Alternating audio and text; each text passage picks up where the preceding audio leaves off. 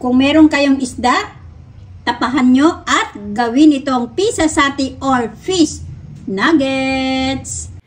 Bumili ako dito ng isang malaking isda.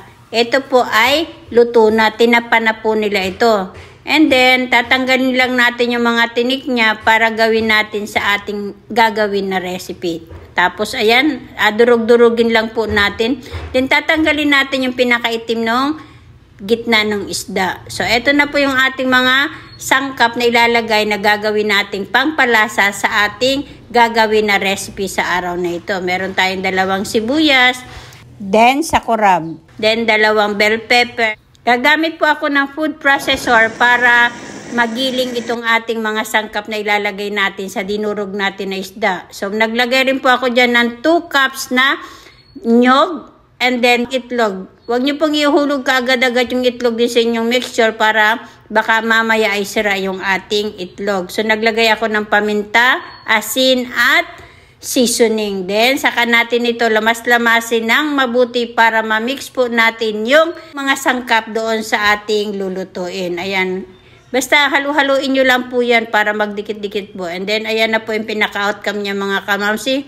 Gagamit po ako ng hulmahan ng pulburon. Ganyan lang po ang paggawa mga kamamsi para pare-pareho ng sukat. Ayan, ganyan. Napakadali lang po niyang gawin. Ayan, ganyan po ang ginawa ko.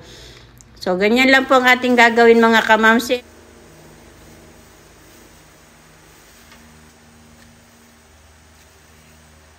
If ever na wala kayong pulburon molder, meron po kayong 2 kutsara naman siguro dyan. So, ganyan lang po yan. O, pagdikitin nyo lang yung 2 kutsara and then kalasin nyo, tanggalin nyo yung mga sobra-sobra ng ating mixture. O, then, ayan na po yung pinaka-resulta niya mga kamamsi. So, ready to fry na po yan mga kamamsi. Painitin yung mabuti yung mantika and then saka nyo ilagay yun yung piprituhin.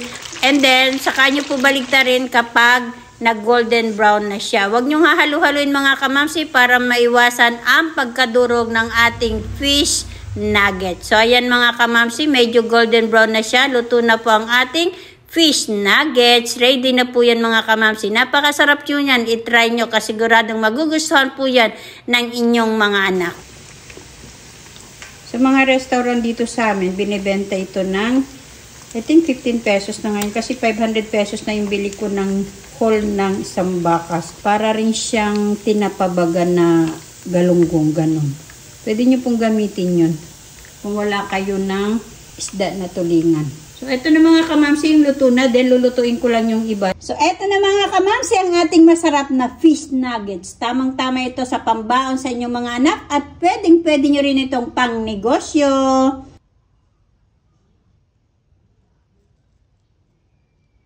So, ito mga kamamsi, tikman na natin. Masarap yan. Ang sarap papakin mga kamamsi. Habang ako'y nagaluto, nagkakain ako ay.